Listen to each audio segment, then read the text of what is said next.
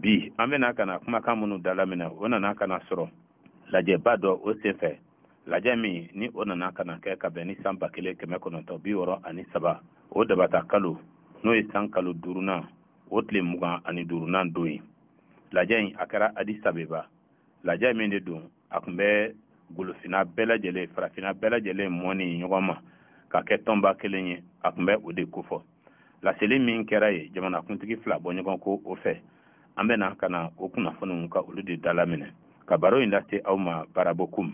Pour le président de la République du Mali, M. Modibo Keïta.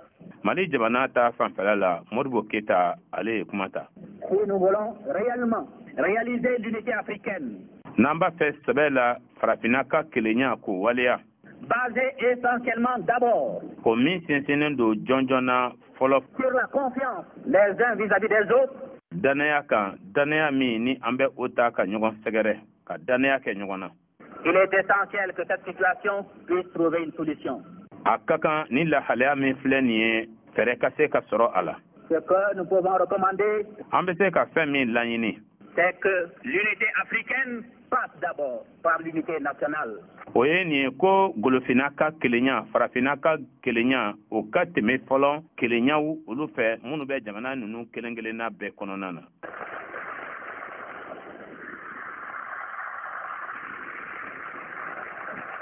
Il serait souhaitable que les États africains. A kanunen don min ye farafina a jamanaw ye. Dont certains ressortissants étaient obligés de se réfugier à l'extérieur.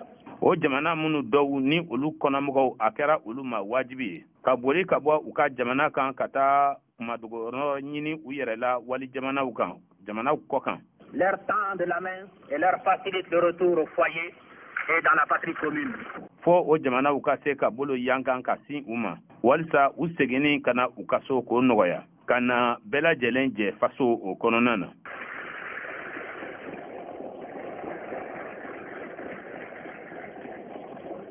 Dignité des Africains colonisés.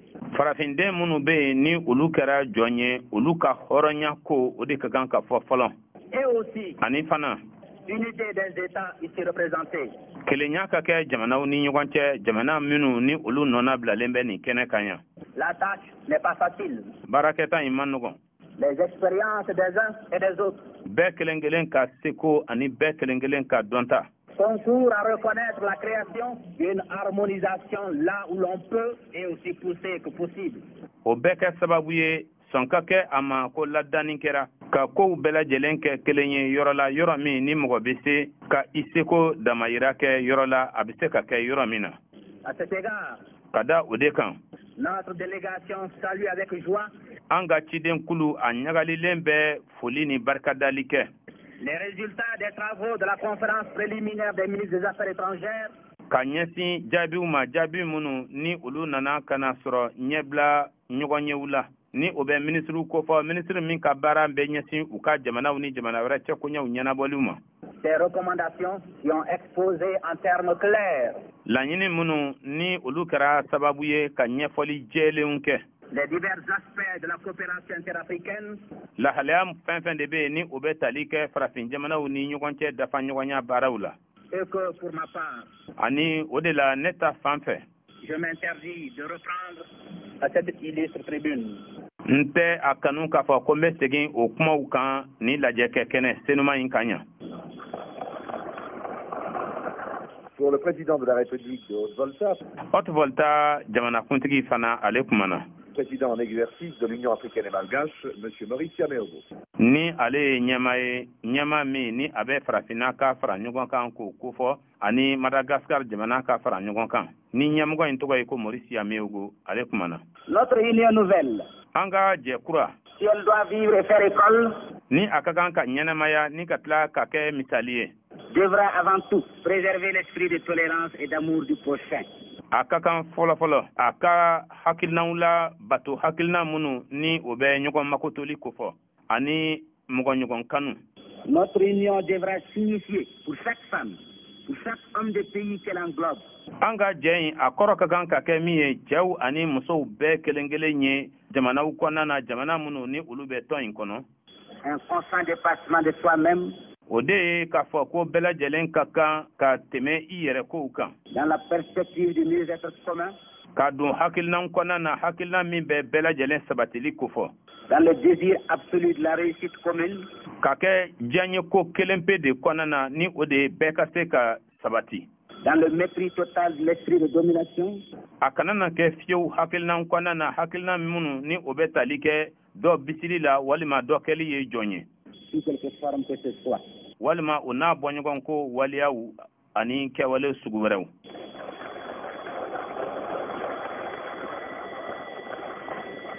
L'union fait la force. Kɔnɔkulu jɛlen o de bɛ bi fɔ. C'est une maxime éternelle. O ye zana ye min na t'o bada. Si nous voulons donc être forts, il nous faut réaliser l'unité. Ni an b'a fɛ kɔni fanga ka kɛ an na fo an ka kɛ kelen ye de. Mais comment y parvenir? Nga o kelenya dun na sabati cogo di? Avec ces obstacles sans nombre qui jalonnent notre route. Ka sababu kɛ gɛlɛya camanba minnu ni olu bɛ an ka siraw kan. Il suffit d'en vouloir les moyens et ce avec détermination. Wajibi don dɔrɔn a bɛ ɲɛnabɔ ni fɛɛrɛ minnu ye fo an ka olu kanu. Wa ni an bɛ olu kanu o ka kan ka kɛ ni cɛsiri de ye. D'être tout simplement africain. An ka kan ka kɛ farafindenw ye dɔrɔn. Dans toute l'acception du terme. Ka kɛɲɛ ni kuma in yɛrɛ a kɔrɔ ye fɛn minnu ye ka kɛɲɛ ni olu bɛɛ lajɛlen ye. En cette mer d'apocalypse où nous vivons. Ni wagati min ni o ye wagati cɛjugubaw ye ni kasara wagatiw don ni an bɛ k'o ɲɛnamaya. Tellement la surprise de constater. Ka kɛɲɛ ni balanankow ye minnu ni olu kɔlɔsilen don. La profonde identité des buts que nous poursuivons. Ani hakilina belebele minnu bɛ yen ni olu kɔnɔ ka don ni olu bɛɛ lajɛlen ye kelen ye ni an tugunnen bɛ olu kɔ. Et des méthodes que nous concevons comme les meilleures. Ani kɛcogo minnu bɛ yen ni an bɛ olu jate k'a fɔ ko olu de ɲɔgɔn tɛ. Les problèmes sont à la mesure des grands destins que nous formons tous. Gɛlɛya minnu ni olu bɛ an kan olu kɔni ye fɛnw ye minnu ni o bɛ an ka latigɛw kɔnɔna na ni an bɛnnen don kelen kan o kun kan. Et si les termes de la discussion sont souvent techniques. Wa an bɛ kuma fɛn minnu fana kan ka ɲɔgɔn sama sama fɛn minnu kan ni olu dulonnen don fɛlɛkow la tuma dɔw la. Ils n'en sont pas moins résumés dans des données communes. Bɛn kelen bɛ wagati dɔ de kan ka a ko bɛɛ lajɛlen kumabaw ye min ye k'a ɲɛnabɔ o kɔnɔ. Sans vouloir le moins du monde, en donner une énumération exhaustive. Les pôles essentiels se situent, je crois, dans la définition de nos rapports globaux.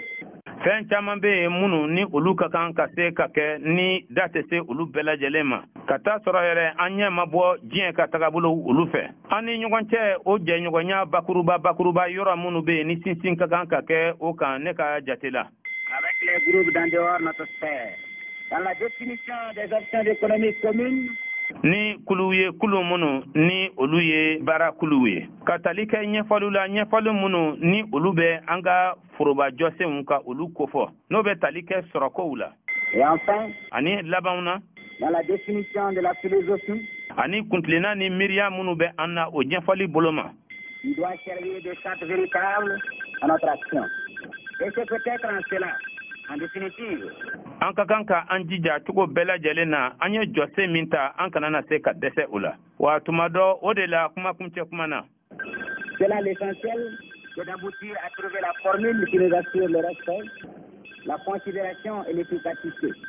Fo an ka se ka tagabolo ani kɛcogow de sɔrɔ minnu bɛ kɛ sababu ye diɲɛ maa ka bonya da an kan diɲɛ ka se ka an jate ani an kolo gɛlɛyalen ka se ka to. La délégation de la République du Mali est très heureuse. Mali cidenkulu o ɲagalilen don kosɛbɛ. Il se trouvait ce matin à Addis Abeba. Ka a yɛrɛ ye bi sɔgɔmada in na Addis Abeba. Cette ville, dans le passé, évoque bien d'épisodes. O dugu min filɛ o ye wagatiw tɛmɛnenw kɔnɔna na fɛn caman kɛra o kɔnɔ. De la lutte héroïque de ce peuple. O jamana kɔnɔdenw olu ye ŋanaya kɛlɛ minnu kɛ. Le peuple éthiopien. Éthiopie jamana kɔnɔdenw. Pour sauvegarder son indépendance. Walasa k'a ka yɛrɛma hɔrɔnya mara. Et aussi sa dignité. Ani fɛnɛ a ka hɔrɔnya. L'histoire de l'Afrique a voulu qu'en 1963. A diyara farafinna dɔ fɔ ye k'a fɔ ko san 1963 la. Tous les chefs des États africains indépendants. Farafin jamana fɛn fɛn de bɛ yen ni o ye a ka yɛrɛma hɔrɔnya ta o ɲɛmɔgɔw olu bɛɛ lajɛlen. Se retrouve dans cette ville historique Addis Abeba. Olu bɛɛ lajɛlen ka ɲɔgɔn sɔrɔ ni dugu tarikuma in kɔnɔna na ni o ye Addis Abeba ye. Qui a été le flambeau de la résistance de tout un peuple. o min ni o kɛra jamana kɔnɔdenw kuru kɛra bɛɛ lajɛlen ka ŋanaya o tamasere contre la domination étrangère, walisa ka dunanw ka jɔnya kɛlɛ pour jeter les bases walisa ka jusigilanw sigi d'une coopération interafricaine min bɛ dafa ɲɔgɔnya ko fɔ farafin jamanaw ni ɲɔgɔn cɛ ouvrant des perspectives heureuses min bɛ kɛ sababu ɲuman ye ka daw yɛlɛ pour cette unité africaine à laquelle nous tenons tous, ka a ɲɛsin farafinna ka kelenya ma o kelenya min ni an bɛɛ lajɛlen sirilen don o la et sans laquelle o kelenya min fɛnɛ ni o tɛ l'indépendance de nos États serait un vain mot. an ka jamanaw ka yɛrɛma hɔrɔnya o na kɛ dakuruɲɛ gansan ye La République du Mali, mali jamana fortement attachée à la réalisation de cette unité, o nɔrɔlen don kosɛbɛ kosɛbɛ nin kelenya waleyali la vient avec l'espoir o bɛ na ni jigiya ye que les chefs d'État, ko jamana kuntigiw ayant abandonné leurs augustes occupations, olu minnu ye u ka baara nafamabaw bila ayant quelquefois parcouru des distances considérables, olu minnu tuma dɔw la ni u ye furancɛ janw boli sauront mesurer leurs responsabilités olu na se u jɔyɔrɔ tako la au niveau de l'immense espoir créé chez les peuples africains ka a sababu kɛ jigiyaba min ni o bangena farafindenw olu ta fan fɛ par cette rencontre à Addis Abeba. nin lajɛ in sababu la min kɛra Addis Abeba Et je pense que cela sera de nature à nous amener tous à comprendre ani n dalen bɛ a la ko a na kɛ sababu ye an bɛɛ lajɛlen ka se ka a faamuya ko que l'unité ou la simple coopération ne sont possibles que dans la mesure ko kelenya dafa ɲɔgɔnya dɔrɔn o kɔnɔna na o tɛna se ka kɛ fo ni a kɛra où, faisant preuve de grande compréhension et de largesse d'esprit, ko fo ni an ye ɲɔgɔn faamuya kosɛbɛ kosɛbɛ ni ka tila fɛnɛ ka an hakiliw dayɛlɛ ɲɔgɔn ye nous saurons accepter des compromis, an ka sɔn fana fɛn dɔw bɛ yen ka tɛmɛ kɛ olu kan et cela dans l'intérêt de notre Afrique. wa o bɛ kɛ fɛnɛ nafa ye farafinna de ma anw ka farafinna Cette Afrique qui a été longtemps morcelée, longtemps humiliée, o farafinna min ni o busowura wagati jan kɔnɔna na ni a lebura wagati jan kɔnɔna na et qui aspire, comme tous les autres continents, o farafinna gun min ni o bɛ a fɛ i n'a fɔ gun tɔw bɛɛ lajɛlen à constituer son unité pour pouvoir jouer son rôle dans le concert des continents, o min b'a fɛ ka a ka kelenya ladilan walisa jɔyɔrɔ min bɛ a la diɲɛ guntaw cɛma a ka se k'o jɔyɔrɔ fa dans ce monde tourmenté nin diɲɛ kɔnɔna na diɲɛ min ni a girinen don ni a bilisa ɲaminen don où, hélas, les principes, quelle que soit leur noblesse et leur beauté, sont souvent bafoués pour des considérations subalternes.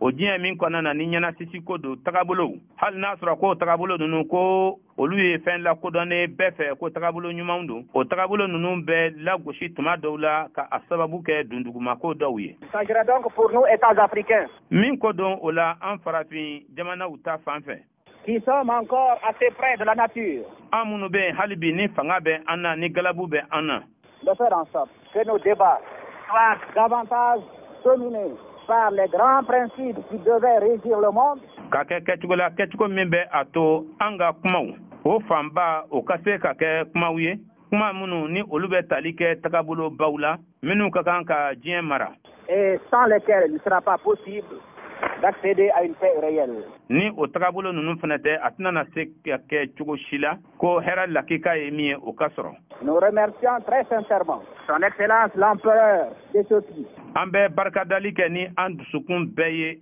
ka a lase Éthiopie o masakɛ ma o kɛlɛmasa ma de nous avoir tous offert l'hospitalité k'a sababu kɛ a ye an bɛɛ lajɛlen dunan lajigi a ka jamana kan et nous avons la conviction ani a jɛlen don an ma an dusukun na que l'ombre auguste de ses aïeux lointains ko a benbakɛw ta benbakɛw olu ka dɛmɛ est dans la sagesse des chefs d'État africains ko o bɛ kɛ sababu ye ka dɛmɛni kɛ ka a lase farafin jamana masakɛw bɛɛ lajɛlen ka hakilitigiya ma fera que notre conférence réussira et qu'il en sortira des décisions wa o bɛna kɛ sababu ye ko an ka lajɛ in a bɛna ɲɛ a bɛna sabati ko wa latigɛw bɛna bɔ a kɔnɔna na qui renforceront la coopération minnu bɛna dafa ɲɔgɔnya banban là où déjà elle existe entre les États africains, yɔrɔ la yɔrɔ min ni a bɛ yen kaban farafin jamanaw ni ɲɔgɔn cɛ ou alors la créera là où pour le moment elle n'a pas pu naître. yɔrɔ minnu fana bɛ yen ni a tɛ yen fɔlɔ a bɛna kɛ sababu ye ka dafa ɲɔgɔnya ladan o yɔrɔw la yɔrɔ minnu na n'a ma se ka bange yen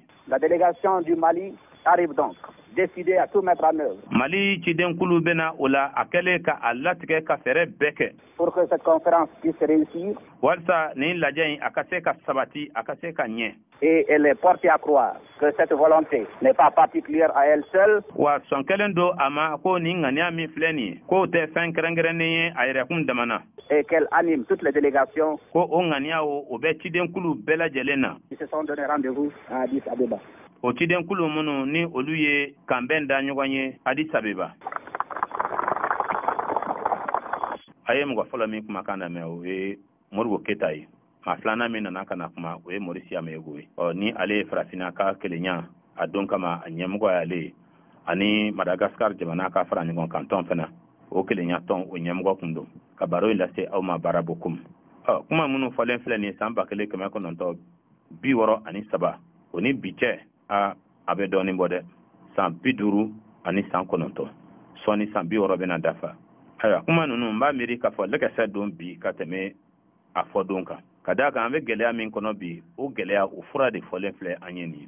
Ka baro ila se au ma barabukum ambe au foka awalima don. Au kan be anyu na werema.